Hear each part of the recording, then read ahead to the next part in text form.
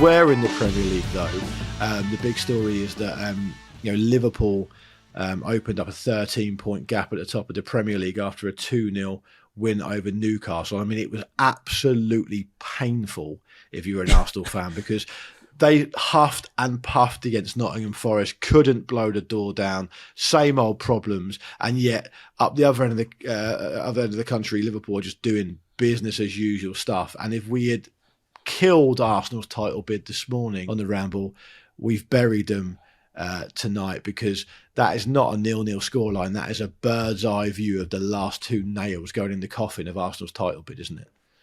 Yeah, definitely. There was a bit when I flicked over to the Liverpool game where it was already 2-0, and in the space of about a minute, Mo Salah had tried 2 crosses with the outside of his left foot from the right wing. It's a beauty, one of them. The one that Diaz almost scored from, it was an absolute beauty. It was amazing. Really nice. Everyone's doing things that Kevin De Bruyne used to be doing. Yeah, apart from Kevin De Bruyne. It's making him look worse.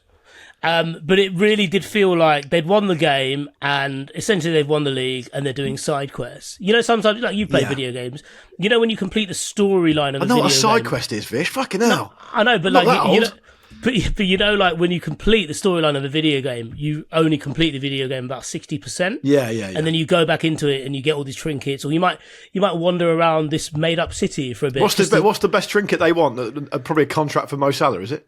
Yeah, well, Mo Salah just trying to tick off as many assists as he can with the outside of his left foot from the right wing. Like, they're just having a lovely old time. They might play, apart from, the Champions League, if they go further on in that, and obviously they're expected to.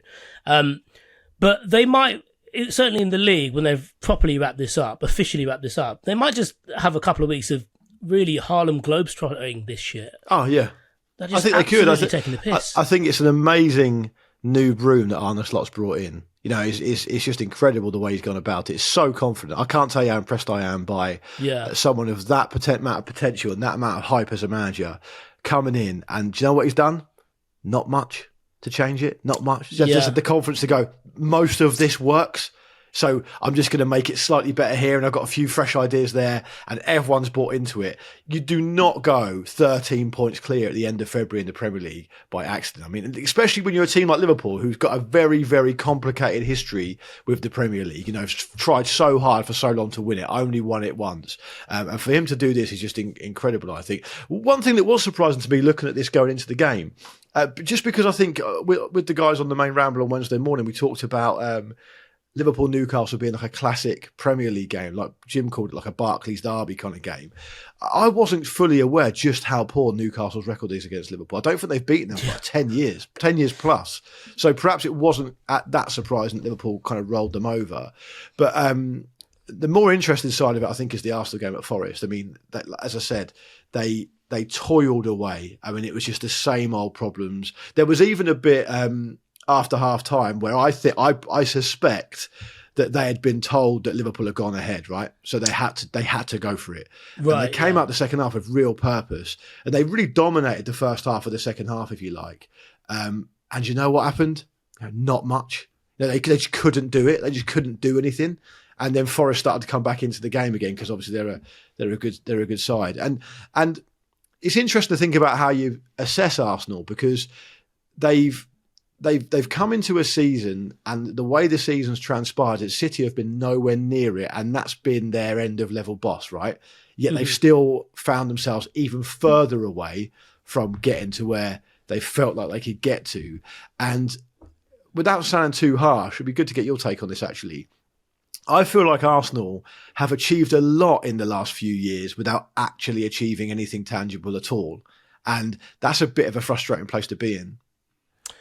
Well, I mean, I think the statistics bear that out, don't they? Like, some of Arteta's finishes, the only teams that have been able to match what he and Arsenal have done in those particular seasons, particularly, I suppose last season and the one before, are title-winning teams. And we talk about like the new standards that Man City set, and I think we mentioned this early on in the season. But Arsenal essentially built their team for a fight against Man City, and then suddenly Liverpool come on the scene with different weapons, with a completely different fighting style, and in order to keep up with them, Arsenal need to score goals. And the issue that they've had in their lowest moments has been finding the back of the net. And today was probably a great example in terms of just not just even lacking a front man, but lacking that bit of killer instinct. And obviously there have been other injuries as well. The other injuries beyond the absence of a front man. But I do feel a little bit sorry for them because they're preparing for one fight, and then it's like back in the day in boxing, and it happens a bit in the UFC now, where you train for one fight, they pull out, and you've got someone who's a completely different catch weight, who's got a much better, much longer reach and a different fighting style, and you're like, I've been training for the wrong fight here.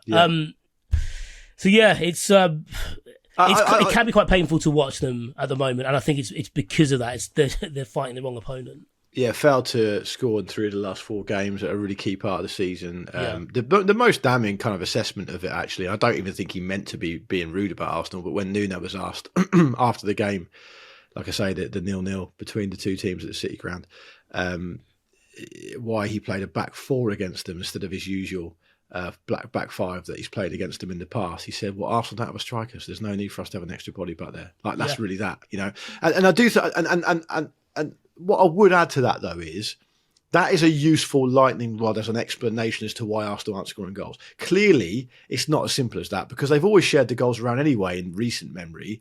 It's just that I think a lot of these things are happening at the same time.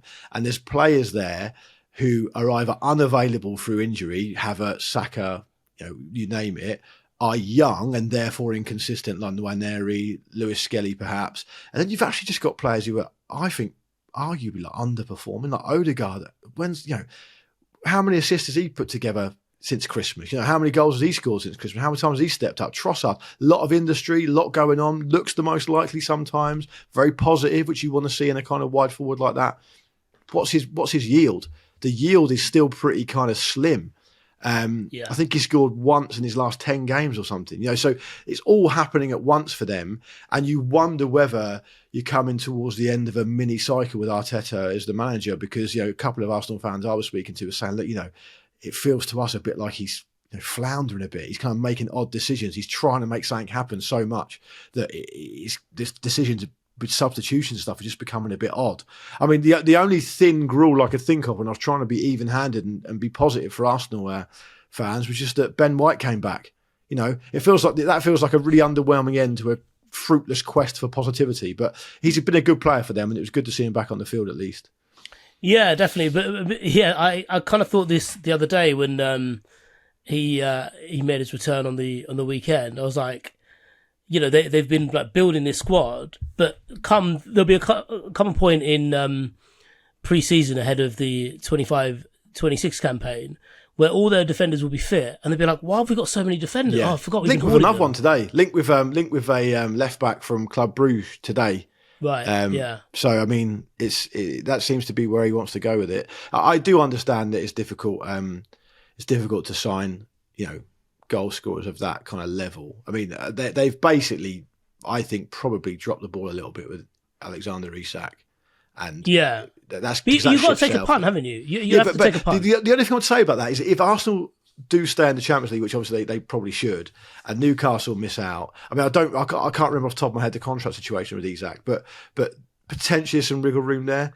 But yeah, I mean, it's gone for them now. I mean, there's no way 13 points doesn't get overhauled at this point in the season, especially when you're as unreliable as them. And Liverpool are just a much better team. It would be remarkable. I mean, Arne Slot's just been given a 70 grand fine for what happened at that Everton game, and he's had a 2-match suspension. So Johnny Heitinga is going to be in the dugout for the next 2 games. I mean, you could put Johnny Heitinga in the dugout for the rest of the season and Liverpool still win the league. You're talking about a proper Halley's Comet event. So it's done for them now. I know Arsenal fans who listen to this know that anyway. But yeah, a real shame for those of us who want to see a title race. Yeah, I feel annoyed that was going to be... It's almost like I'd planned my year around an exciting title race, and already in February it's done. Well, exactly. That's why I had to plan. I think just to finish up now, we'll wrap up here and head off on our way. But I did say a week or two ago that if Arsenal can maintain some stability and strengthen well, there's reasons to suggest that given the personnel that Liverpool will lose. I mean, Salah said himself, he starts speaking in this past tense about his Liverpool time now in an interview he's given recently. I mean, perhaps indicating that he may be off. If he goes and Van Dijk goes and Trent goes, there's 3 big gaps to fill there, to say the least. You know, Man City, who knows what's going to happen with them? You can't rely on Nottingham Forest to repeat a great season like this. Man United have got a long way to go. Chelsea are unreliable. You know, there's loads of reasons why you could say Arsenal are the most stable of those top teams and could therefore make it happen next season. But then, you know, this time last season, you're thinking if they fall just short, well, they'll have a really good chance next season. And that doesn't happen. So, you know,